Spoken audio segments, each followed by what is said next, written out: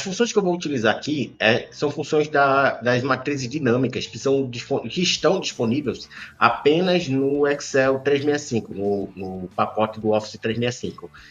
Essas funções são mais recentes do Excel, então caso você visualize que não existem essas funções, você teria que utilizar essa versão do Excel. Claro que existem outras formas de resolver essa situação sem a utilização das matrizes dinâmicas, mas a forma que eu estou mostrando aqui vai utilizar as matrizes dinâmicas, ok?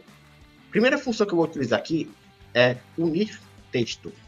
Esse unir texto ele vai concatenar todos os valores dentro dessa célula, dessa matriz aqui, em um único string para poder ficar dentro dessa célula aqui. Eu vou aqui, ó, selecionar o delimitador que eu quero unir. Eu vou usar ponto e vírgula. Depois, no segundo parâmetro, eu vou informar se eu quero considerar ou não os campos vazios. E nesse caso, eu vou ignorar, na verdade, os campos vazios. Ele, na verdade, pergunta se quer ignorar ou não. Terceiro parâmetro em diante são os textos que serão concatenados. Nesse caso, eu vou selecionar toda a matriz, fecho parênteses, e agora eu já tenho aqui ó, o meu texto, minha matriz toda concatenada. A outra função que eu vou utilizar agora vai ser a função dividir texto. Nessa função dividir texto, o primeiro parâmetro é o texto que eu vou usá-la como referência. Então, vai ser o próprio resultado do unir texto.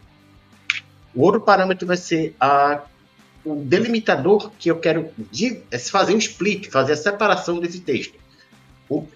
O delimitador que eu utilizei aqui ó, foi o ponto e vírgula, certo? E cuidado com os delimitadores que vocês podem escolher, porque no meu caso eu estou utilizando números nessa divisão, nessa separação, na verdade. Nessa separação, caso você esteja usando texto e dentro do texto existir um ponto e vírgula, ele também vai ser separado ali nesse processo. Então, caso você queira evitar esses problemas, você pode utilizar outros tipos de delimitadores para evitar separar textos de forma indevida. Eu vou utilizar aqui o outro delimitador chamado pipe, que fica do lado direito do shift esquerdo. Eu vou aqui, ó, também utilizar esse ponto, ok? Posso fechar aqui. Vou entrar. E pronto, ele conseguiu já separar. Um detalhe, beleza?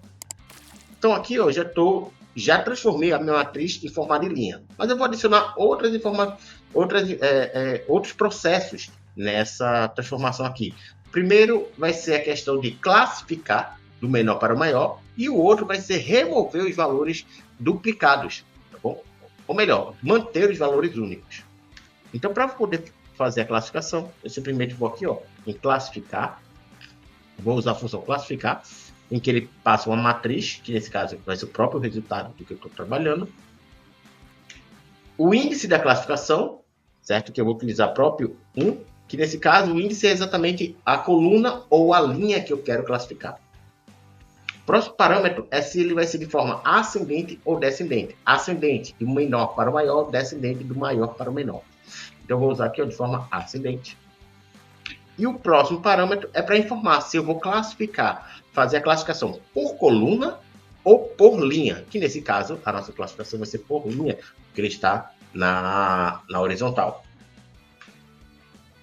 Feito isso, dou Enter, e aí ele faz a classificação. Perdão, deixa eu ver aqui, verdadeiro.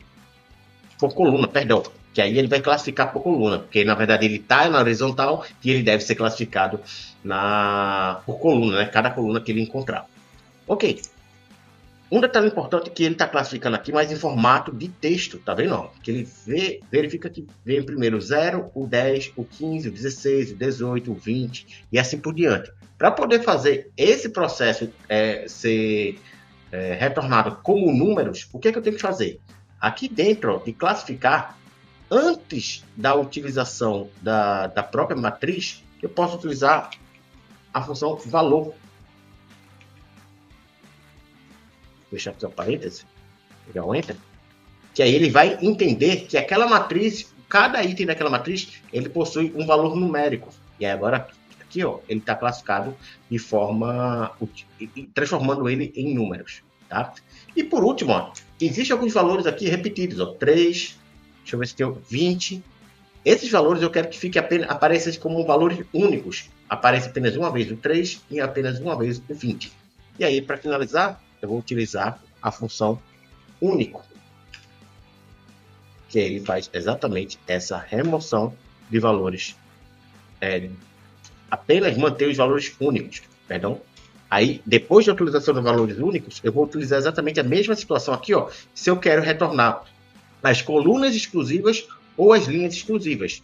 Nesse caso aqui, ó, vai ser as colunas exclusivas, que a gente está trabalhando aqui com colunas. E agora aqui, nós já temos os valores 3 e 20 aqui, ó, sem duplicado.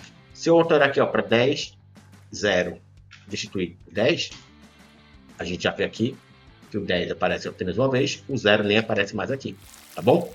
Claro, se você quiser transformar isso em coluna, aí a gente pode muito bem utilizar a função transpor, que aí ele transforma de linhas para colunas, beleza?